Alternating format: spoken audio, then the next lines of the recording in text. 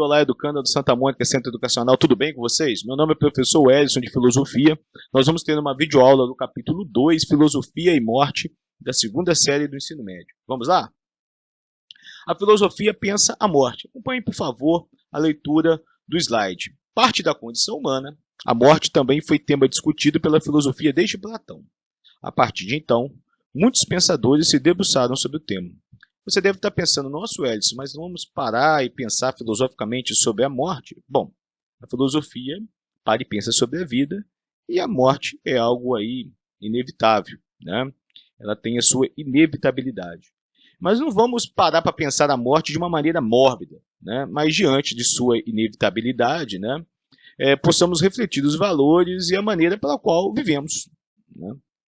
Então, há pessoas que realmente preferem nunca pensar, nunca refletir sobre o tema da morte, né?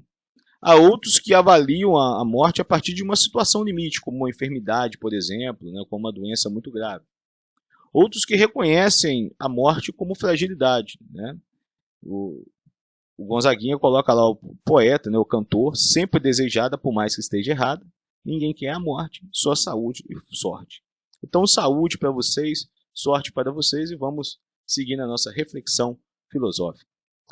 Thanatos, né, o deus da morte, com sua mãe Nix, à noite, e seu irmão Hypno, o sono, tem o poder de regenerar. Ela não é o fim em si, mas uma passagem. A morte é a porta para é uma porta da vida, né? Então a morte é a porta da vida. Então, para essa ideia da morte como uma passagem, como uma possibilidade para uma outra vida, como um caminho, né, era já uma questão bem antiga. E Thanatos apresenta-se como uma personificação da morte, né, a morte presente, né, como um ser, né, no caso mitológico, né, como um deus da morte.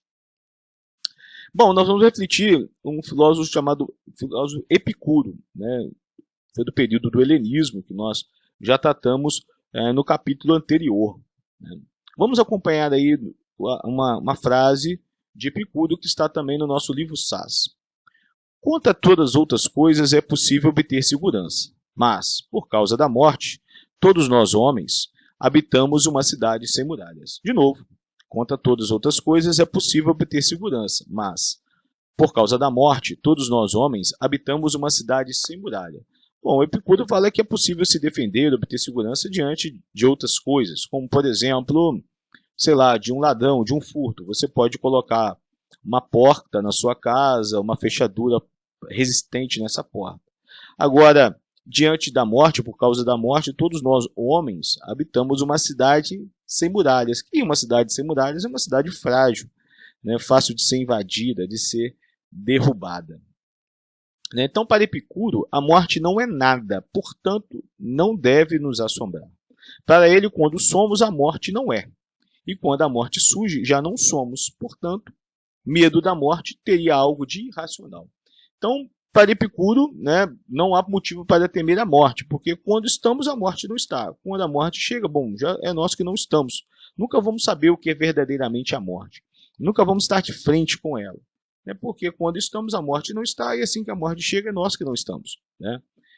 Esse era, inclusive, um dos segredos da felicidade para Epicuro, né, no Tetrapharmakon. Seriam os 4 remédios para a felicidade que Epicuro coloca, né? Um deles é não temer os deuses, outro não temer a morte, a ideia de que pode ser alcançada a felicidade e pode se suportar a dor, né? Já que o homem perdeu a pólice e conseguiu resistir. Ok? O outro pensador que nós vamos estudar é Michel de Montaigne, ele é do período do Renascimento, e é do início ali, e ele é um filósofo que vai parar para pensar sobre vários fatos da vida mesmo, da vida cotidiana. Ele filosofava a partir da sua janela, olhando lá os seus servos, as pessoas que trabalhavam, né, no campo, na lavoura. Então ele vai parar para pensar sobre a vida de uma maneira filosófica. E se a filosofia é uma maneira de ensinar a viver, ela também deveria ser uma maneira de ensinar a morrer. Né? Então acompanhe a frase de cima aí, que é do Michel de Montaigne. Quero que haja e que prolonguem os ofícios da vida tanto quanto possível, e que a morte me encontre plantando meus repolhos, mas despreocupado com ela, e mais ainda com o meu imperfeito jardim. Né? Então quero que haja e que prolongue os ofícios da vida tanto quanto possível. Quer dizer, que a vida possa durar o máximo que for possível, que der. Agora, que a morte me encontre plantando meus repolhos, né? No sentido de estar despreocupado, né? Não estaria fugindo da morte, temendo a morte, né? No caso, seria saber existir para encarar um fim, né? Não é uma valentia refletida diante da morte, mas seria uma aceitação serena, passível, né? Então, para Montaigne, a morte não é o ponto final da vida, o término, e não simplesmente uma passagem. Esse fato irremediável torna necessário se preparar para ela. É preciso pensar na morte para se tornar forte, de modo e encará-la com despreocupação, o que ele chama de aceitação serena. Ok, pessoal? Então, o próximo pensador aqui vai ser Martin Heidegger, e a morte e a angústia. Já o filósofo Martin Heidegger, 1889-1976, considera a morte como possibilidade existencial. Assim, essa possibilidade sempre presente é capaz de determinar a maneira como vivemos.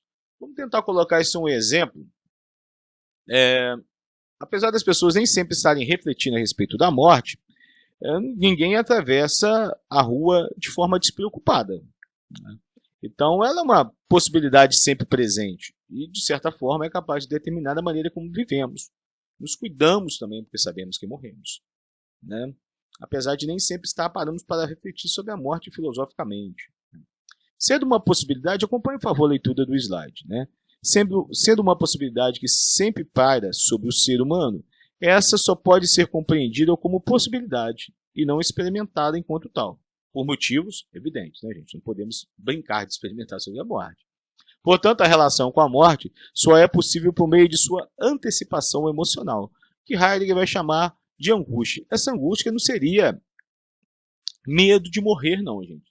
Seria saber existir para o fim. Quer dizer, ter uma postura diante da possibilidade da morte, né? Uma postura, no caso, filosófica. Então, diante disso, para Heidegger, o ser humano se divide em dois. Aqueles que sabem que morrem, que têm consciência da morte, que são chamados de autênticos, né? Aquele indivíduo que volta-se para o seu ser, refletindo sobre o sentido da sua vida e a sua finitude humana. Então, é aquele que para, de certa forma, para pensar filosoficamente sobre a morte. Volta-se para seu ser, refletindo sobre o sentido da vida e a finitude humana. E aqueles que não param para pensar sobre isso, e que de certa forma até negam a morte, fogem da angústia da morte. Quer dizer, para essas pessoas a morte sempre acontece na terceira pessoa, ou os outros morrem, né?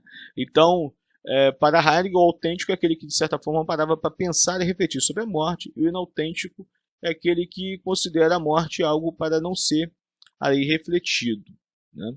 É porque, de certa forma, dentro até de um mundo capitalista, do consumo, né, da necessidade do consumo, da oferta das coisas, parar para pensar sobre a morte e atribuir à vida um outro sentido, né? Talvez o indivíduo ia parar para pensar, para que me esforçar tanto, às vezes trabalhar tanto, pegar tantas coisas da vida, já que eu vou morrer e, no final das contas, as coisas vão ficar por aí, né? Então, a morte acaba sendo uma natificação dos projetos, as coisas perdem sentido, né?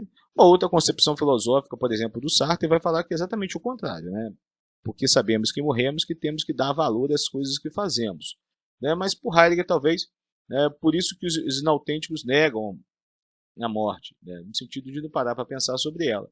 E talvez em um mundo do consumo, que nós vivemos forte, né? As pessoas dificilmente param para pensar sobre a morte, né? Porque pensar sobre a morte é trazer um outro sentido para a vida, e boa parte daquilo que nós consideramos às vezes essencial, quando paramos para pensar, quando estamos às vezes depois de uma situação limite, né, paramos para não ver mais como necessário. E as cosmovisões sobre a morte, né?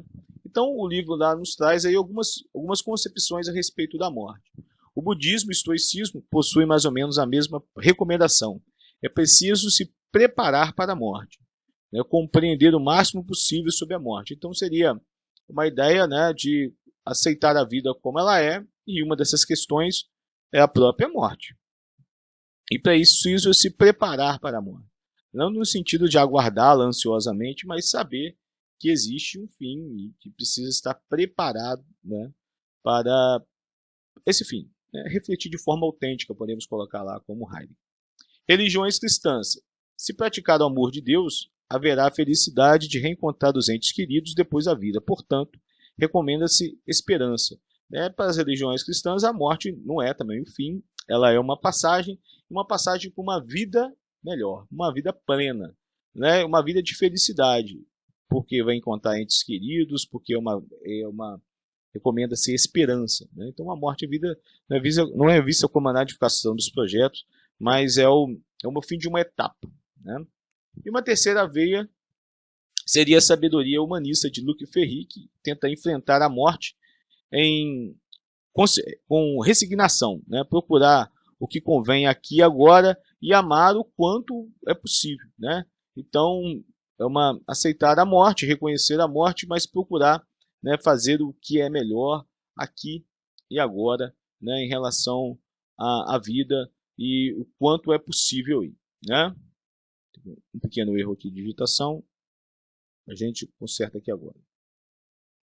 Bom, então, galera, de certa forma, né, a morte também hoje ela pode ser entendida até como um tabu. Quando eu debato esse tema em sala com os estudantes, né, nós vemos aí muitas vezes pessoas que nunca pararam para pensar sobre o assunto e, de certa forma, também nunca acompanhou um ritual, por exemplo, do funeral, porque as pessoas, de certa forma, hoje acabaram que colocaram a morte como um tabu, como algo ligado somente à tristeza, né, à perda, e o sentido da morte acabou sendo modificado durante a etapa do tempo.